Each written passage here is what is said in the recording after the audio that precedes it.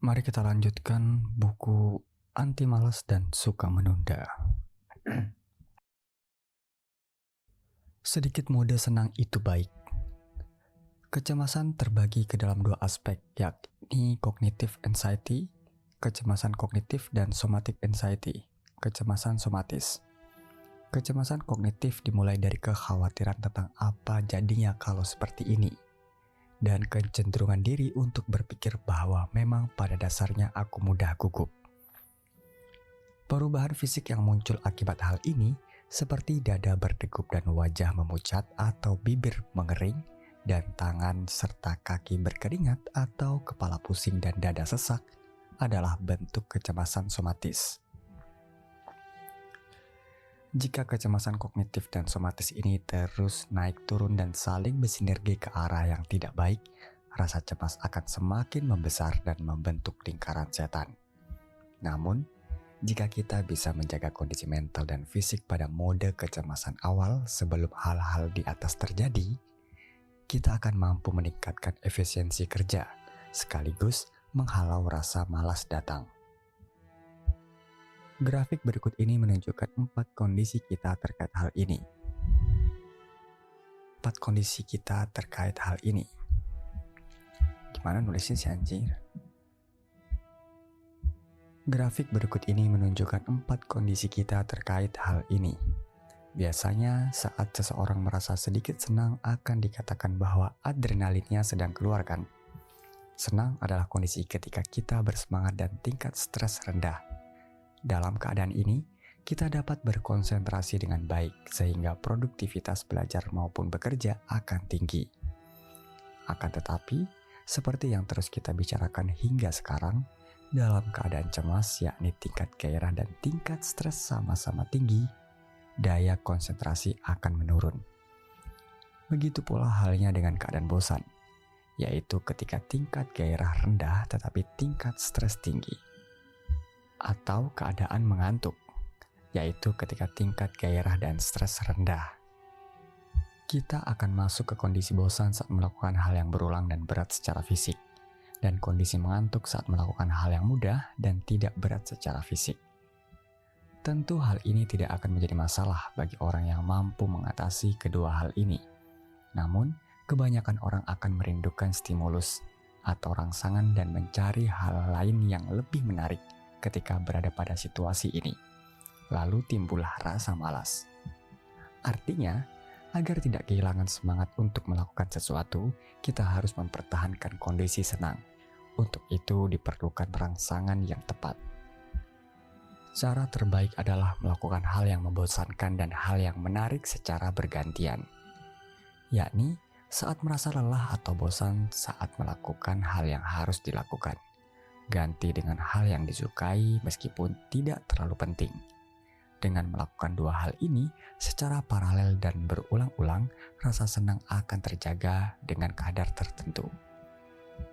Apabila hal tersebut sulit, ada baiknya menambahkan unsur yang dapat memberikan stimulus pada pekerjaan yang enggan dilakukan.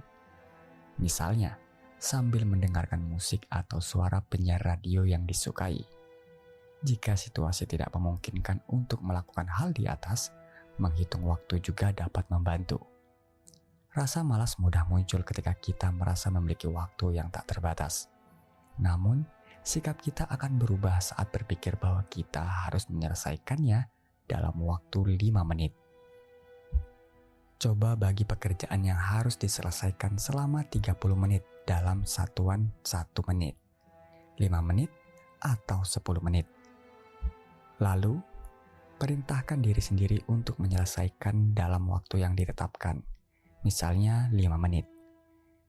Ketika melihat jarum detik terus bergerak, kita akan menjadi tegang dan masuk ke mode semangat.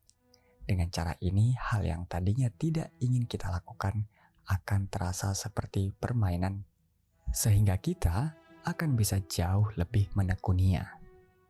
Cara berpisah dengan kemalasan. Buat dan hafalkan mantra Anda sendiri setiap kali rasa cemas meningkat. Jika tidak juga membaik, coba gunakan cara merilekskan otot secara bertahap. Lalu ulangi dengan metode 5 detik tegang, 5 detik rileks, sampai kecemasan mereda. mempertahankan kondisi senang untuk mencapai target. Ulangi pekerjaan yang membosankan dan pekerjaan yang menarik secara bergantian, atau buat pembagian tenggat waktu. Malas melakukan apapun, hilang hasrat. Kadangkala kita merasa malas melakukan apapun, meskipun tahu mengapa harus melakukannya dan sudah berpikir bahwa harus melakukannya. Kita sama sekali enggan menyentuhnya. Walaupun sudah mencoba untuk melakukannya, isi kepala selalu saja mengarah ke tempat lain. Ini memang sulit dipahami. Lebih baik tidur sepuasnya di tempat yang tenang. Pikiran seperti ini kerap menghantui hingga akhirnya malas melakukan apa-apa, bahkan tidak ingin menggerakkan satu jari pun. Rasanya seperti seluruh hasrat di dalam diri telah musnah. Habis tanpa sisa. Pasti Anda pernah merasa jiwa dan raga terhuyung-huyung karena hempasan badai lembur, tugas, dan pelajaran yang tak pernah surut. Untungnya hal-hal seperti itu ada deadline-nya, sehingga kita bisa mengisi ulang tenaga saat semua pekerjaan itu selesai dikerjakan. Sekuat apapun tubuh seseorang dan setangguh apapun mental seseorang, ia tidak akan bisa berlari terus-menerus tanpa henti. Sayangnya, ada banyak orang yang memaksakan diri untuk terus berlari tanpa henti, hingga akhirnya masalah mendatangi mereka. Di Korea sendiri, ada istilah burnout syndrome yang mulai dikenal luas secara beberapa tahun terakhir. Burnout secara harfiah berarti terbakar habis, yakni kehabisan tenaga sepenuhnya sehingga kesulitan untuk pulih. Seseorang yang berlari terus-menerus tanpa henti, suatu saat akan jatuh terjerembab. Kondisi burnout tidak serta-merta terjadi karena kita merasa pekerjaan yang diberikan terlalu banyak atau sulit. Saat pekerjaan berlanjut tiada henti, akan muncul rasa ragu bahwa Anda benar-benar bisa melakukannya dengan baik. Hasilnya, tentu saja semua pekerjaan itu tidak terlaksana dengan baik. Lalu muncullah pemikiran, rasanya mau kutinggalkan saja semua ini. Andai bisa, Anda pun akan langsung melarikan diri ke suatu tempat. Tak hanya itu, kadangkala rasa kesal juga muncul tanpa sebab. Rasanya ingin memukul seseorang yang membuat diri Anda terjatuh dalam kesulitan seperti ini. Bahkan, sampai muncul ide ekstrim untuk bunuh diri karena tidak bisa menemukan jalan keluar. Beberapa waktu lalu, seorang pegawai baru di Dentsu, perusahaan periklanan ternama di Jepang, membuat pilihan ekstrim karena merasa menderita akibat beban kerja yang berlebihan. Lalu, muncullah beberapa komentar dari orang-orang yang tidak mengerti keputusannya itu seperti, "Kan bisa berhenti dari perusahaan itu, kenapa harus bunuh diri?" Sebenarnya, ini adalah hal yang dapat terjadi pada setiap orang dalam kondisi lingkungan kerja sekeras itu. Kondisi burnout akan menguras seluruh energi di dalam diri, sehingga berpeluang besar menjebak pikiran untuk bunuh diri. Gejala burnout muncul seperti berikut. Saat hendak melakukan sesuatu, langsung terbayang kondisi terburuk yang akan terjadi. Hal ini disebut sinesterisasi. Lalu, dalam kondisi putus asa, kita akan berpendapat bahwa pasti ada alasannya sehingga tidak dapat melakukan apapun. Ini disebut rasionalisasi. Pada saat yang sama, kita juga akan menyebut diri kita bodoh, dungu, dan bawa sial. Hal ini disebut penamaan diri. Selama rangkaian pemikiran ini terbentuk, tubuh menjadi sering sakit tanpa alasan, sehingga kita tidak dapat melakukan apapun.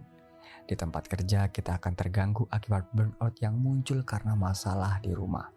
Begitu pula sebaliknya, akhirnya kita tidak punya lagi tempat untuk bersandar.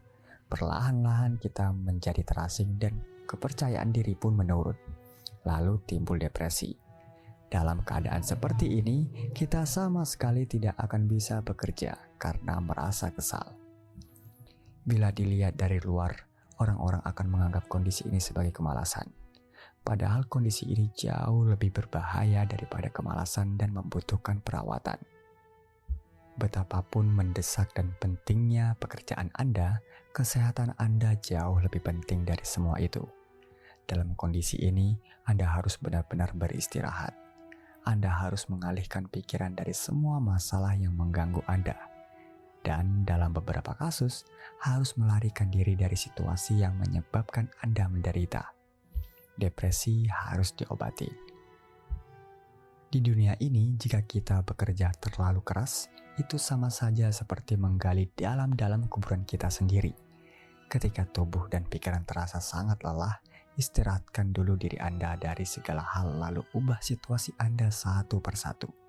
Dengan cara ini, perlahan-lahan tubuh dan pikiran Anda pun akan pulih. Pasrah yang terlatih.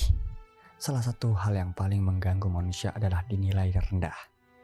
Saat seseorang meremehkan dan membandingkan kita dengan orang lain, harga diri kita akan terluka dan tercoreng.